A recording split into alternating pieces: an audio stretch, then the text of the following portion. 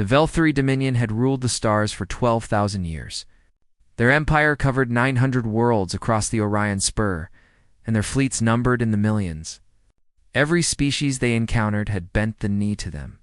The Keth warriors, once proud and fierce, now served as laborers in Velthari mines. The Morvani scientists, brilliant and creative, now worked only on projects the Dominion approved. 100 civilizations had learned the same lesson.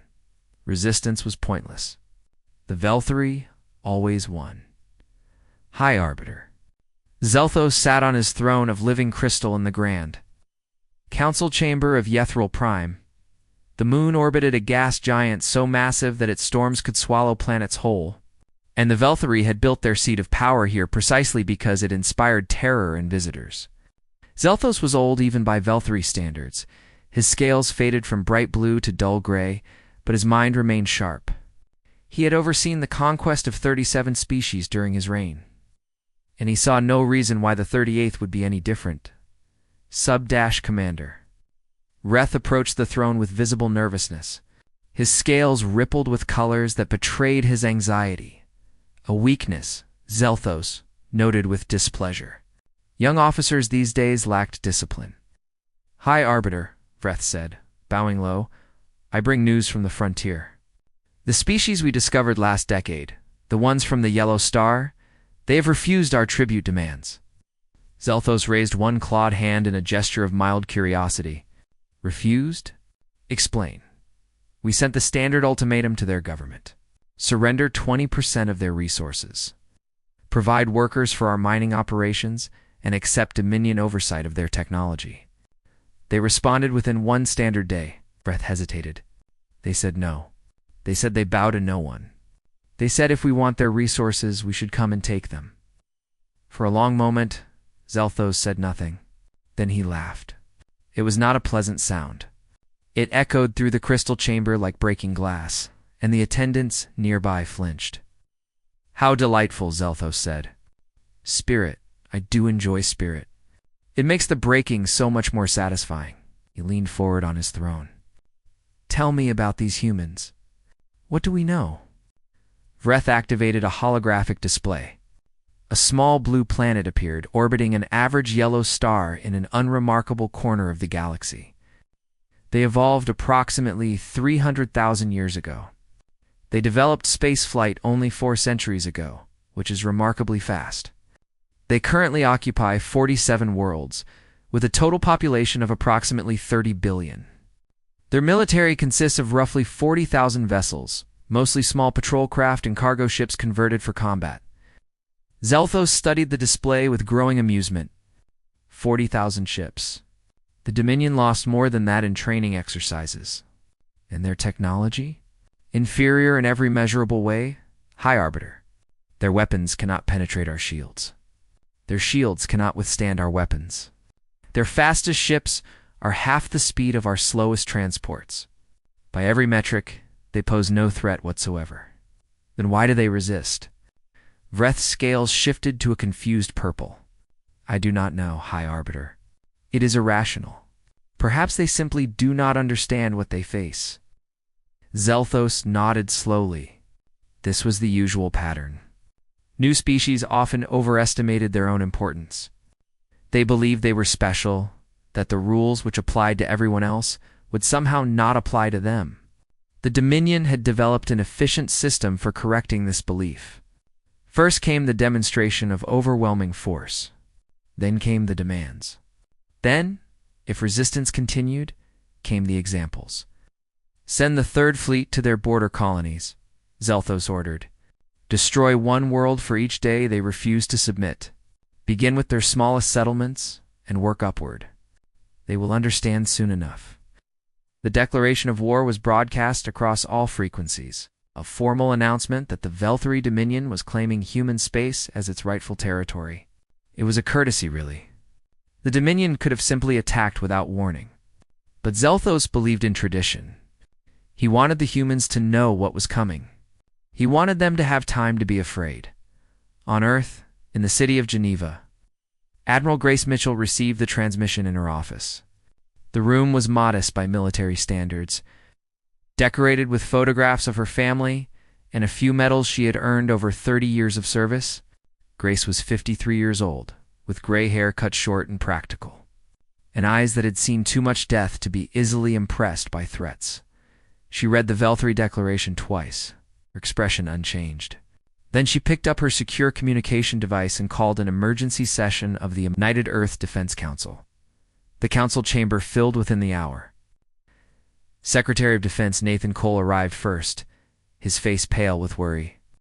Chief of Intelligence Patricia Vance came next, carrying a tablet loaded with everything humanity knew about the Velthry Dominion.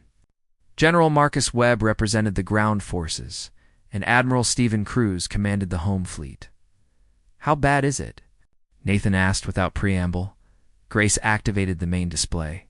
The Velthry Empire appeared in red, spreading across the map like a bloodstain. Human space appeared in blue, a tiny cluster of dots at the edge of the spiral arm. Their empire spans 900 worlds. Their military consists of approximately 10 million warships. Their technology is at least 2 centuries ahead of ours in every area that matters. They have conquered over 100 species, and none of those species ever recovered their independence. The room was silent. On paper, humanity had no chance. The war was already lost before it began. "We could surrender," Patricia said quietly. "Accept their terms. 20% tribute is harsh, but survivable. Better than extinction." Grace shook her head. "I studied their history. Every species that surrendered to them regretted it. The tribute starts at 20%. Within a generation, it rises to 50%. Within 3 generations, the conquered species exists only to serve Velthry interests. Their culture is erased. Their history is rewritten. They become slaves in all but name. So we fight," Stephen said, "and we lose. And then they wipe us out entirely." Grace turned to face them. Her expression was calm, almost serene. "Maybe, or maybe we surprise them. The Velthry have never fought a species that refused to give up. They have never faced an enemy willing to die rather than submit. They think this war will be easy. They think we will break like all the others."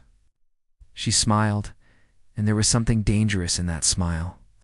"They have no idea what humans are capable of when we are pushed to the edge.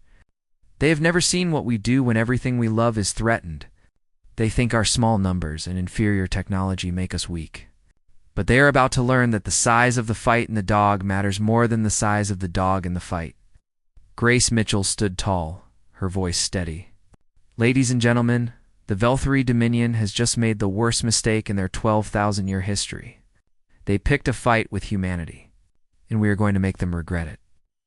The war had begun. The Velthry Third Fleet arrived at the human colony of New Helsinki on a cold Tuesday morning. Commander Kethros stood on the bridge of his flagship, the Eternal Dominance, watching 17,000 warships drop out of faster-than-light travel in perfect formation. The planet below was small and blue, home to approximately 2 million humans, who had made their lives farming the fertile valleys and fishing the clean oceans. Kethros expected to see panic on the surface. He expected frantic communications begging for mercy. Or perhaps a desperate last stand by whatever pitiful defensive forces the humans had assembled. Instead, he found silence. The cities appeared empty. The orbital platforms hung dark and quiet. Only a single repeating message broadcast from the planet's surface. "You should have stayed home." Kethros found this amusing. The humans were trying to frighten him with words. How quaint. He ordered his fleet to take up bombardment positions, preparing to begin the systematic destruction of the colony. Standard Dominion procedure called for destroying the largest city first, then waiting 1 hour for surrender before destroying the next. The first wave of human ships appeared from behind the colony's largest moon. Kethros counted them carefully. 200 vessels, each one smaller than his smallest patrol craft. They were ugly things, all sharp angles and exposed hull plating, built for function rather than form. Against 17,000 Velthry warships, they might as well have been insects.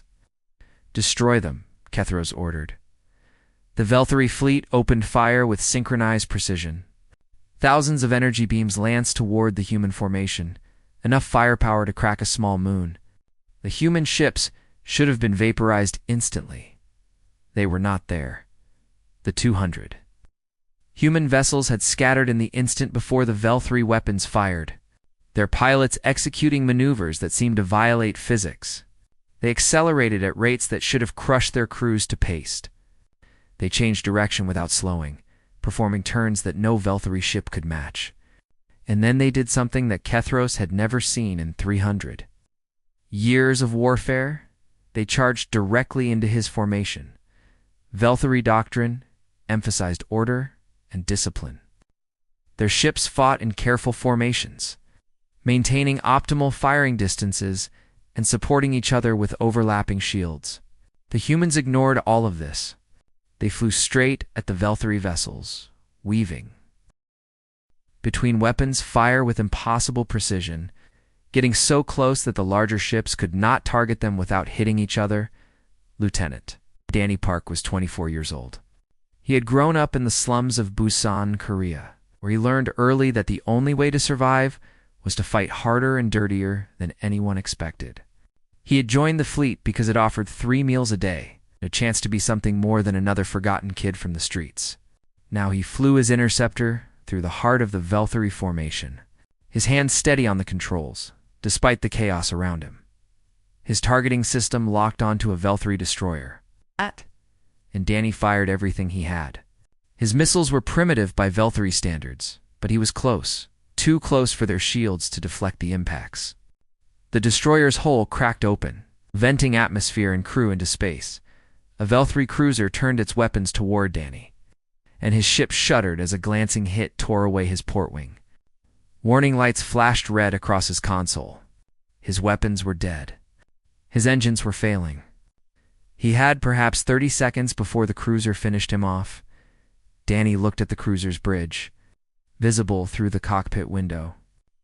He thought about his mother, who still lived in Busan, and about the girlfriend who had promised to wait for him.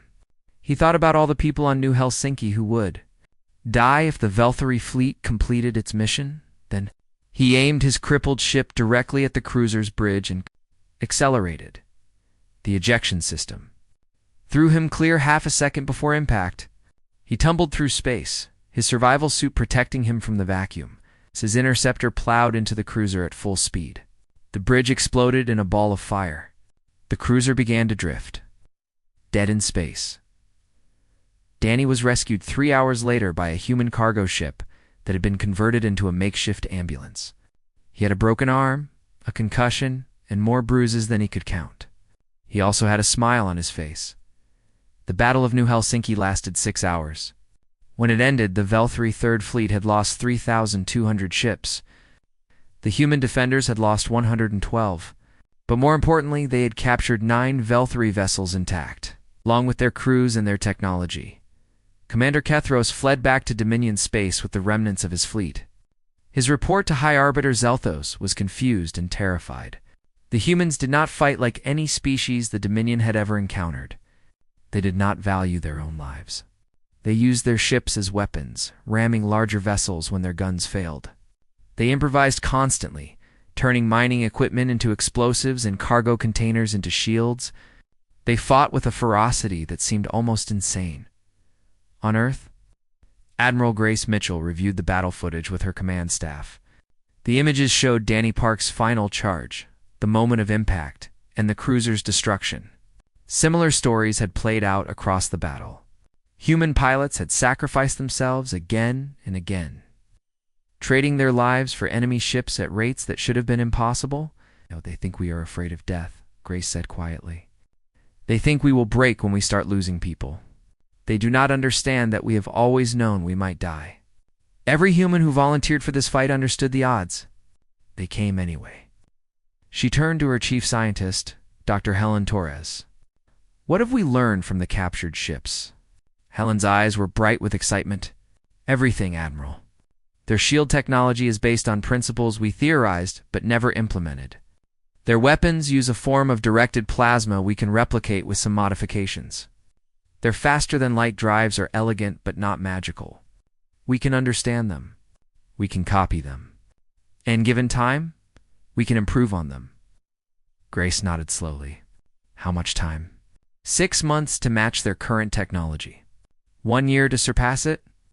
The humans did not have a year. The Velthari would not give them that long. But Grace Mitchell had not survived 30 years of military service by giving up when the odds were bad. She authorized a program called Project Prometheus, named after the god who stole fire from heaven to give to humanity, across human space. Scientists and engineers began working around the clock. They studied the captured Velthari technology with desperate intensity. They tested and failed and tested again. They slept in shifts and ate at their stations and pushed themselves. Beyond exhaustion, the Velthari had given humanity a deadline. Humanity intended to meet it in the ruins of his flagship. Commander Kethros stared at the stars and wondered if the Dominion had finally met an enemy it could not break. The thought terrified him more than death itself. 6 months into the war, the maps showed a disaster for humanity. The Velthari Dominion had pushed deep into human space, conquering or destroying colony after colony. 12 worlds had fallen. 400 million humans were dead. The Dominion controlled 63% of what had once been human territory, and their fleets continued to advance on all fronts. High Arbiter Zelthos should have been pleased. By every traditional measure, the war was going exactly as planned. The humans were losing ground, losing people, losing resources. It was only a matter of time before they surrendered or were exterminated. But Zelthos was not pleased. He was worried. Subcommander Vreth stood before him in the Crystal Council chamber, scales pale with exhaustion and fear. The young officer had aged 10 years and 6 months. Dark circles surrounded his eyes, and his once bright scales had dulled to an unhealthy gray. The numbers do not make sense, Vreth said, his voice hollow. We have destroyed 12 of their worlds. We have killed hundreds of millions. And yet their resistance grows stronger. Our casualty reports are... ... double quotes. He trailed off, unable to finish. Speak, Zelthos commanded. We have lost 2 million ships, High Arbiter. 2 million. The Dominion has not lost that many vessels in the past 1,000 years combined. Every battle costs us more than the last. Every tactic we develop, they counter within days. Every weapon we deploy, they adapt to and overcome. Zelthos stared at the battle reports scrolling across his display. The numbers were impossible. The humans had started the war with 40,000 ships. By all logic, they should have been destroyed months ago. Instead, their fleet had grown to over 60,000 vessels, many of them incorporating Velthari technology that they had somehow reverse-engineered and improved. Zelthos demanded, How are they building ships faster than we destroy them? Vreth shook his head. We do not know, High Arbiter. Their industrial capacity should not support such production, but they work without rest. Their factories operate every hour of every day. Their workers take shifts measured in minutes rather than hours. They have mobilized their entire civilization for war in a way we have never seen. Across human space, a young captain named Lucy Hernandez studied the same maps and saw something different. She saw patterns. She saw weaknesses. She saw opportunities that no one else had noticed. Lucy was 31 years old. The daughter of asteroid miners who had scraped a living from the rocks of the outer solar system, she had joined the military at 17, worked her way up through the ranks on merit alone, and earned a reputation as the most creative tactical mind in the fleet. Admiral Grace Mitchell had promoted her to command the newly formed First Strike Fleet, a force of 18,000 ships, equipped with the best technology humanity had developed. Lucy sat in her quarters aboard the carrier Defiance, surrounded by holographic displays showing enemy fleet positions, supply routes, and defensive installations. Most officers looked at these displays and saw an overwhelming enemy. Lucy looked at them and saw a puzzle waiting to be solved. They think in straight lines, she said to her executive officer, Commander Paul Santos. Paul was 10 years her senior, a veteran of a dozen campaigns, and he had initially resented serving under someone so young. That resentment had lasted approximately 1 week. You mean? Paul asked. The Velthari. They always do what makes logical sense. They advance along the most efficient routes. They reinforce positions based on mathematical models. They never do anything unexpected because unexpected things are inefficient. Lucy smiled. They have been winning wars this way for 12,000 years, but they have never fought an enemy who refuses to play by their rules. She pointed to a spot on the map. Ythril Prime, the Dominion homeworld. It was protected by 500,000 ships, countless defense platforms, and the most advanced technology in the Empire. We are going to hit them there. Paul stared at her. That is suicide. We have 18,000 ships. They have 500,000. The defenses alone would destroy us before we got within weapons range. If we attack conventionally, yes. Lucy pulled up a new display, showing a complex series of calculations. Dr. Torres and her team have developed something new. They call it a gravity pulse generator. It creates localized singularities, tiny black holes that exist for fractions of a second before collapsing.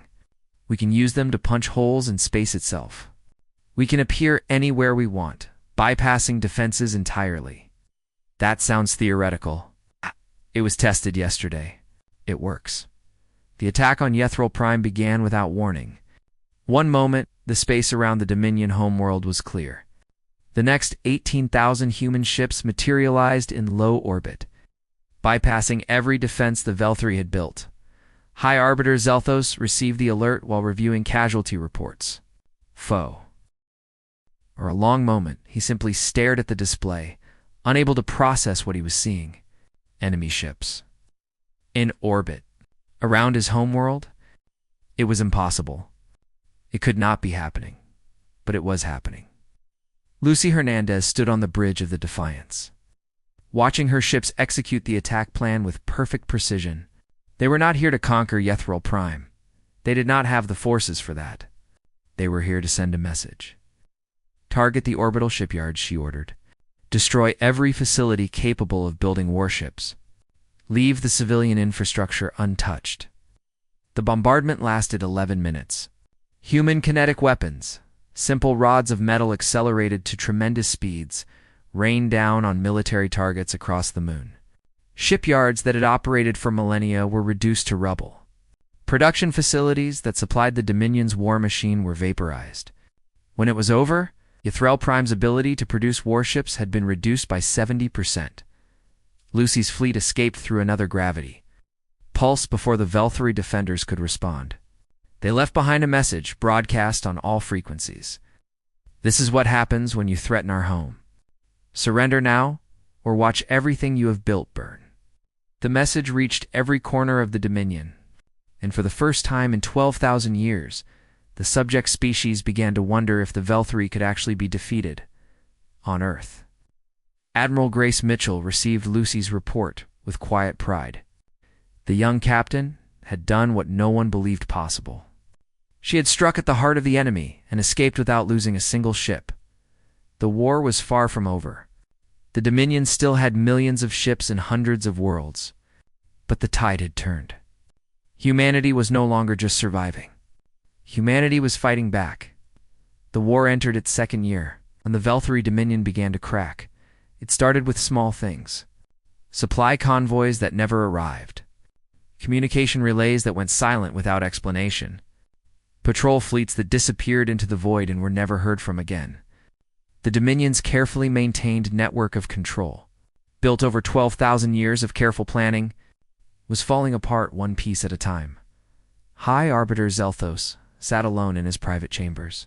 Surrounded by reports he could not bear to read, the numbers told a story of slow-motion disaster. The Dominion had lost over 4 million ships since the war began.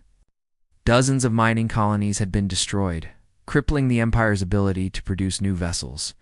And worst of all, the subject species were beginning to rebel. The Keth had refused to send their annual tribute. When Dominion enforcers arrived to collect it by force, they found that Keth warriors armed with weapons that looked suspiciously human in design. The enforcers retreated without the tribute. The Morvani had sabotaged their own shipyards, rather than allow them to produce more Dominion vessels. Millions of workers had simply walked away from their stations, disappearing into the wilderness of their homeworld. When questioned, they said nothing. They simply smiled. 100 other species watched these developments with growing hope. The Dominion had seemed invincible for so long that rebellion had been unthinkable. Now, for the first time, freedom seemed possible. On Earth, Admiral Grace Mitchell called a final meeting of the Defense Council. She moved slowly now, her steps careful and measured. The stress of command had accelerated a heart condition she had hidden since before the war began. Dr. Helen Torres had given her 6 months to live. Maybe less. Grace did not plan to spend those months resting. "We have them," she said, her voice still strong despite her failing body. "The Dominion is breaking. Their supply lines are stretched thin. Their subject species are turning against them. Their military has lost more ships in 2 years than in the previous 2,000. But we cannot let up now. If we give them time to recover, they will rebuild. They will adapt. And they will come for us again, stronger and smarter than before." She activated the main display, showing a map of the remaining Dominion territory. Red areas marked Velthari-controlled space. Blue areas marked human-controlled space. Green areas marked territory held by rebel species. "We need to end this quickly," Grace continued, "before the Dominion becomes desperate enough to use their most terrible weapons." Secretary Nathan Cole leaned forward. "What weapons?" "The Velthari have possessed antimatter devices for thousands of years. They have never used them because the destruction they cause is too complete, too absolute. Even the Dominion considered them too cruel. But Zelthos is running out of options. If he believes the Empire is truly lost, he may decide to take humanity with him." The room fell silent. Everyone understood what Grace was saying. The Velthari could not win this war anymore, but they could ensure that no one won. They could destroy human worlds one by one until nothing remained. "What do we do?" Patricia Vance asked quietly. Grace smiled, though it cost her visible effort. "We strike first. We hit them so hard and so fast that they never have time to deploy those weapons. And we finish this war before Zelthos can make his final terrible choice." She turned to a holographic image of Admiral Lucy Hernandez, commanding the fleet from the Defiance. Lucy had grown in the past year. The eager young captain who had attacked Yethril Prime was gone, replaced by a seasoned commander who had won battles that textbooks would study for centuries. "Lucy, you have operational command. End this war." Lucy nodded slowly. "Understood, Admiral. We will not fail you." 3 weeks later, the Dominion made its move. A single Velthari dreadnought, massive and ancient, appeared in the skies above the human colony of New Geneva. It carried enough antimatter to burn the planet's surface clean of all life. 18 million humans lived on New Geneva, families and children and old people who had never held a weapon in their lives. They had approximately 3 hours before the dreadnought reached firing position. Petty. Officer Samuel Kim was stationed on the orbital defense platform above New Geneva. He was 20 years old, the son of a school teacher and an engineer. And he had joined the military because he believed in protecting people. His girlfriend, Amy, waited for him on the planet below. They were supposed to be married next month, when the Velthari dreadnought appeared on his sensors. Samuel felt a cold certainty settle into his bones. The defense platform could not destroy a ship that size. Its weapons were designed for smaller targets, patrol vessels, and scouts. Against a dreadnought, they were useless. But the platform's reactor was not useless. Samuel called his crew together.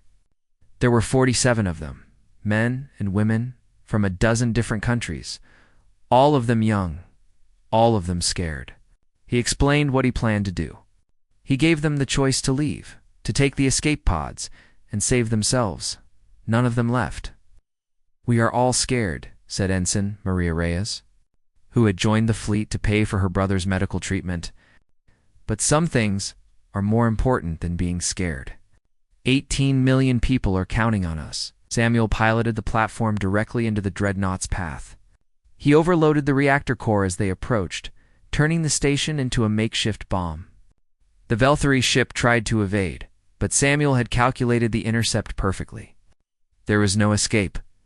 The explosion lit up the sky above New Geneva. For a moment there were 2 suns, one natural and one made of fire and sacrifice. When the light faded, both vessels were gone. Samuel Kim and his crew of 47 had traded their lives for 18 million. Amy Chun stood in the streets of New Geneva, tears streaming down her face as she watched the sky burn. She had lost the man she loved, but she was alive. Her family was alive. Her world was alive. When news of the attack spread across human space, something changed. The war had been about survival before. Now it was about justice. Samuel Kim became a symbol, his face appearing on posters and broadcasts across every human world. "Remember New Geneva," the poster said.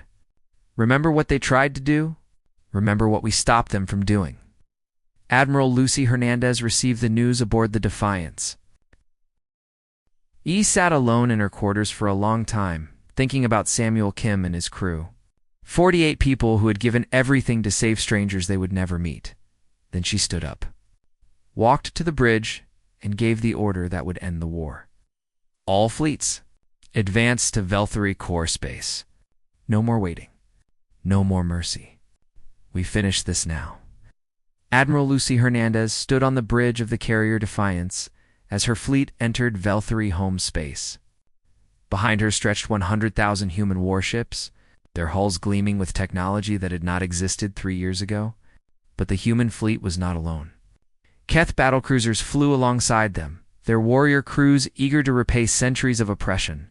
Morvani science vessels provided support, their brilliant engineers having defected to humanity's cause. A dozen other species had contributed ships, soldiers, and resources. The galaxy had chosen sides, and it had chosen humanity.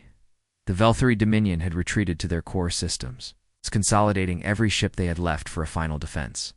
500,000 vessels surrounded Yethrol Prime, arranged in defensive formations that had been refined over millennia.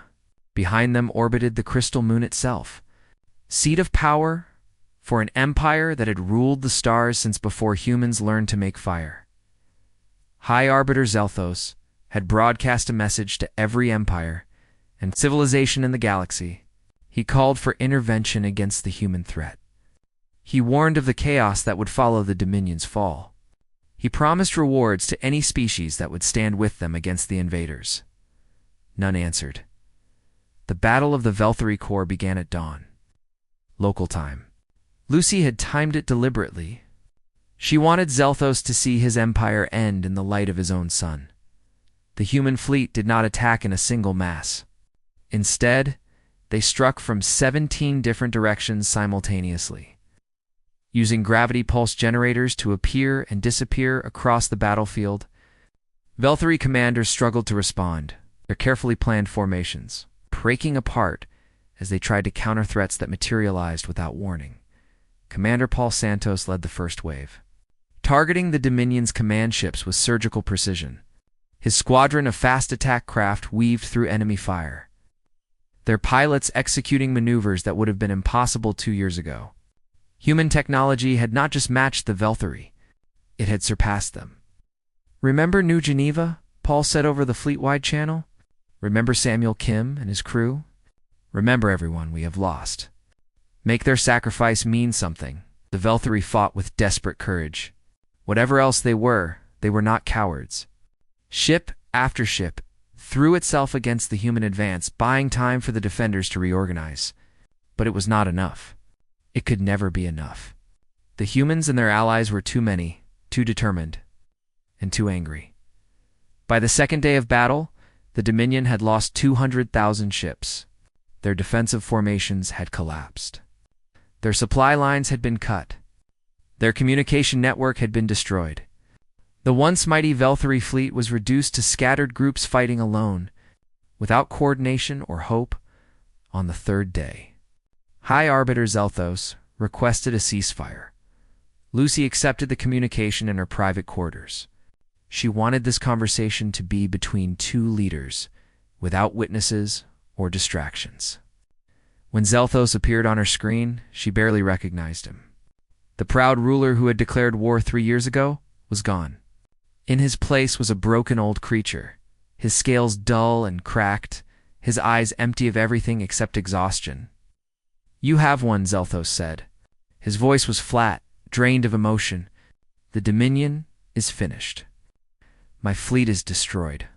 My empire is in rebellion. I have nothing left to fight with. Lucy said nothing. She waited. I am prepared to accept your terms, Zelthos continued, whatever they may be. I ask only that you spare the civilian population. They did not choose this war. They do not deserve to die for my mistakes. Lucy thought about Grace Mitchell, who had passed away peacefully 3 months ago, surrounded by family and friends. The old admiral had lived long enough to know that humanity would win.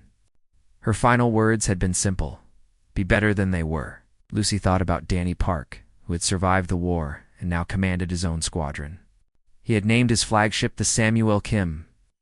In honor of the man who had saved New Geneva, she thought about the 400 million humans who had died in this war, the 12 worlds that had been destroyed, the families that had been torn apart, the children who had grown up never knowing their parents, and she thought about what kind of species humanity wanted to be.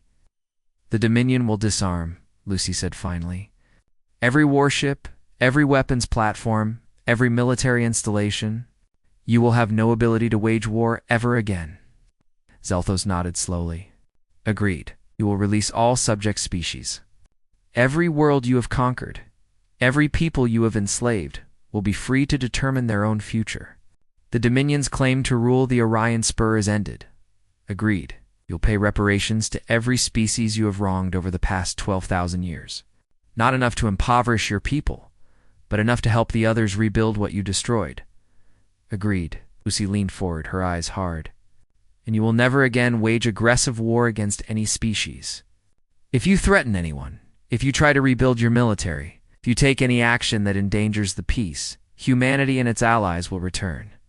And next time, we will not be merciful. Zelthos stared at her for a long moment. You would not destroy us? After everything we have done? After the worlds we burned? After the millions we killed? No, Lucy said simply. We are not like you. We do not exterminate our enemies. We do not believe in revenge for its own sake. We want justice, not genocide. She paused, choosing her next words carefully. You looked at humanity and saw a weak species easy to conquer. You were wrong. But I wonder if you understand why you were wrong. It was not because we had better weapons or smarter tactics. It was because we fought for each other. Every human who died in this war died protecting someone else. We do not give up on our people. We do not abandon them, and we do not forget them.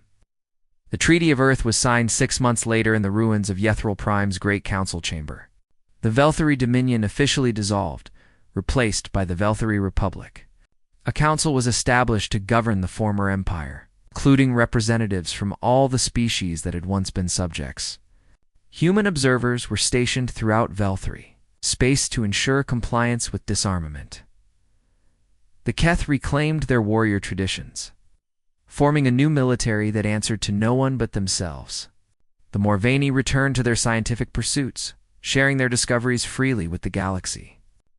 100 other species began the long process of rebuilding their cultures and their histories. Admiral Lucy Hernandez returned to Earth as a hero. Parades were held in her honor. Monuments were built bearing her name. But she declined all offers of political power. Instead, she requested a simple teaching position at the military academy, where she spent her remaining years training the next generation of officers. Remember what we learned, she told her students. We are not special because we are human. We are special because we never gave up. Because we fought for each other when fighting seemed hopeless. Because we chose to be better than our enemies, even when they did not deserve our mercy. The galaxy never forgot the war. For centuries afterward, species would tell stories about the humans who had broken the greatest empire in known history. They would marvel at the courage of pilots like Danny Park, who had rammed his ship into an enemy cruiser rather than retreat. They would weep at the sacrifice of Samuel Kim, who had traded his life for 18 million strangers. But most of all, they would remember the lesson that humanity had taught them. The Velthiri had declared war on humanity, believing they would crush another primitive species and add another slave race to their collection. They had looked at the numbers, calculated the odds, and seen an easy victory. They had been wrong. and they'd never made that mistake again.